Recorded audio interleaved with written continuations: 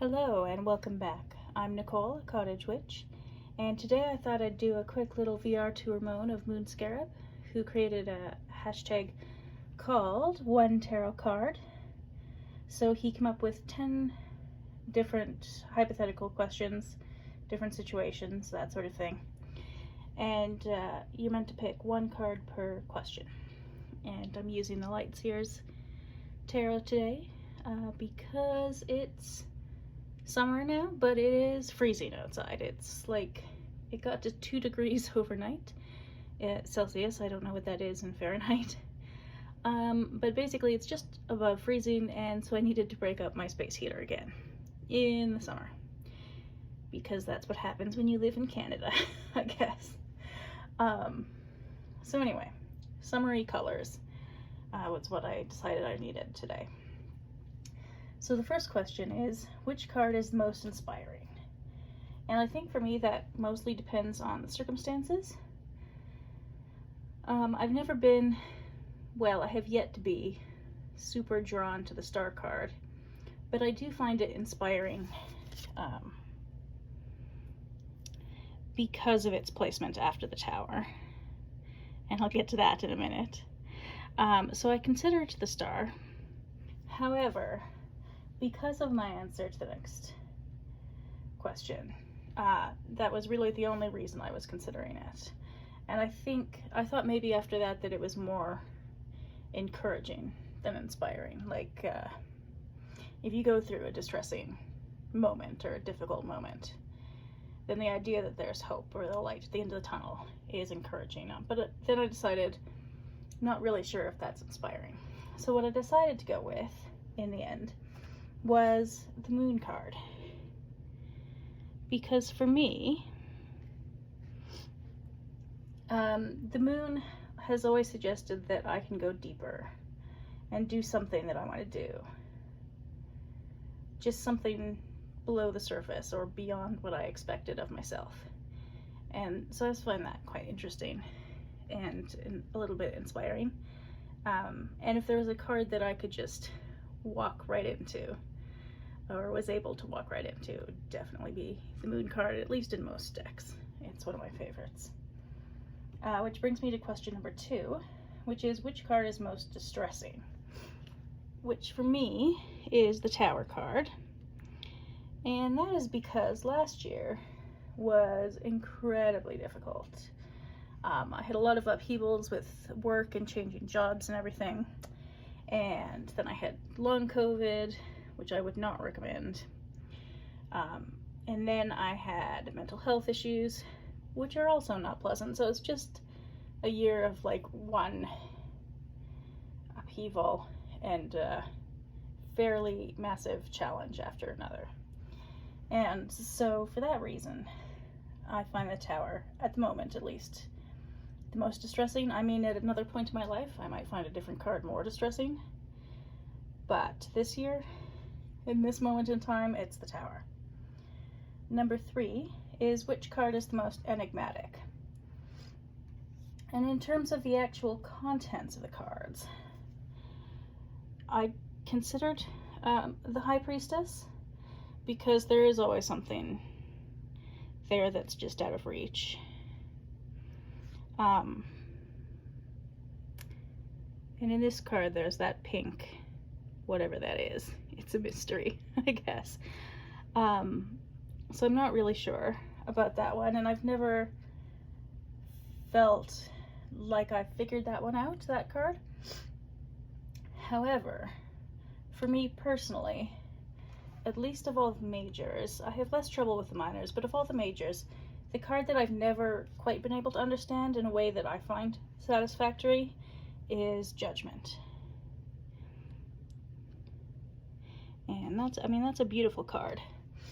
And I think I understand the Rider-Waite-Smith version, but to me, who grew up in a religious extremist sort of community, Christian community, as a child, I'm not really satisfied with an interpretation that has those strong religious overtones. And I've yet to settle on a not specifically Christian understanding of it that satisfies me. So I would say, for now at least, maybe I should do this again in a few years because the answers might all change. But at the moment, Judgment is the most enigmatic to me. Number 4 is, which card would you place in a time capsule to be opened in 1,000 years? And I'm not really sure I ever settled on a card that I'm satisfied with for this question. It puzzled me a bit, and I had to think about it for a while. And I'm still not sure that I have a good answer for it. But the one I decided to go with was the Sun, mostly for optimism. And I think a large part of that is because the way current events seem to be depressing at the moment. Some days I wonder if we'll make it another 1,000 years. Maybe we will. And maybe by then we'll have improved how we treat each other and how we treat the earth. And then in that way, maybe people will have an easier time being more optimistic about the future. So yeah, Sun for optimism. Number 5, if you were elected president of a new country, which I have absolutely no interest in, which card would be your flag? So for this one, again, I considered a few different things. I considered the world for a while for connectedness, being part of nature and not separate from it. But in the end, I think I settled on the Ace of Pentacles. And the reason for that is because to me it signifies a sort of balance between what we take and what we give back to the earth and to each other. So it seems to me a little like a precursor to the 5 and 6 of Wands. But it's a reminder, to me anyway, that the earth always gives us what we need. And we've never had to destroy the earth to get what we need. It's just been destroyed continually by selfishness. Largely, anyway. Very rarely out of necessity for survival, mostly for wealth. And being able to say you conquered it and so on. So I think for me, the Ace of Pentacles would make a pretty good flag. It also just looks more flag-like to me. I mean, I guess the world in this deck could look good on a flag, but to me, this sort of symbolism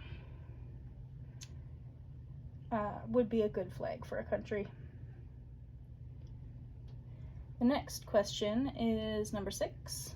If you were an ambassador to an alien civilization, which card would you use to represent humankind? And for that one, I chose the Fool.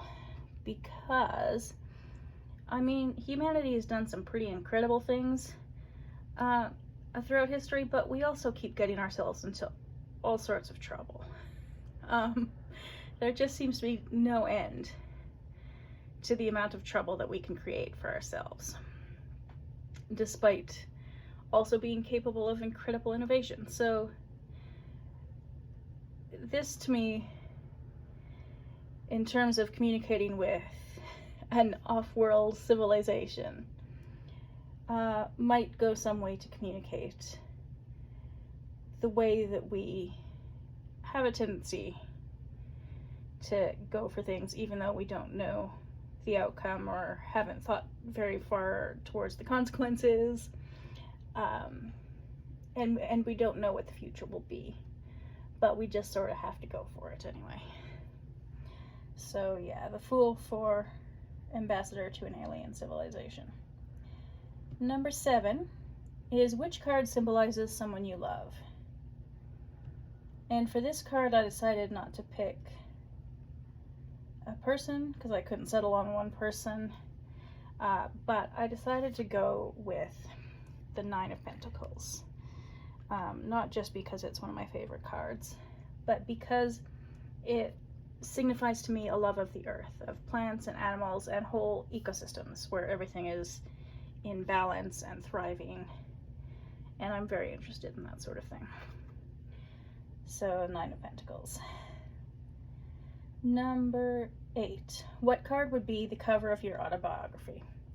And for me, I picked a court card that I could relate to the most, which I think at the moment, and this is another one of those questions that I think could probably change in a few years, but at the moment, it's the Queen of Pentacles. Just because that's the, excuse me, a frog in my throat today. That's the court that I identify with the most at the moment, being the sort of fluid part of Earth, where everything is stable but in motion, emotional but grounded. I don't know if I've achieved that, but working on it. Yeah, that's what I've got for the cover of my autobiography. Number 9, what card would you upgrade from a minor to a major? And I think it might have to be the Ace of Wands.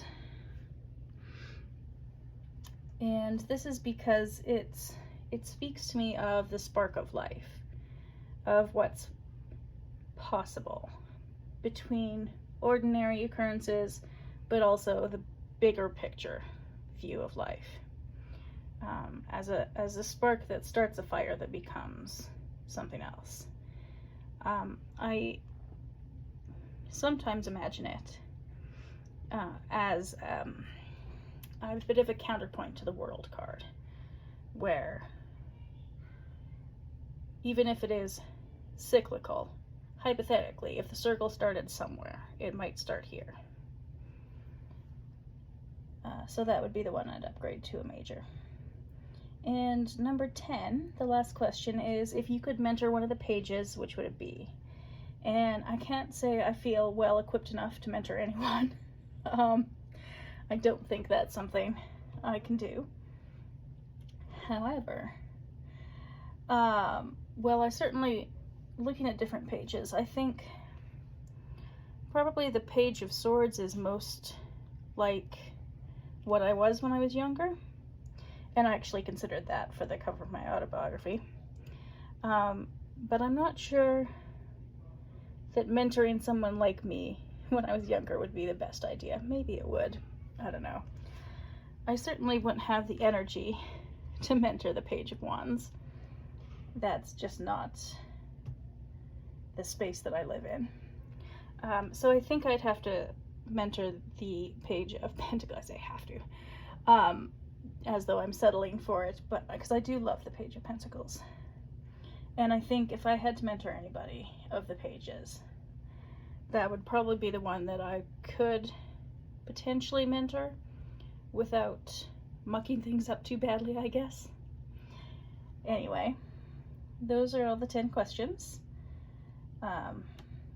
for the one tarot card hashtag. Thank you for watching, and I'll see you next time.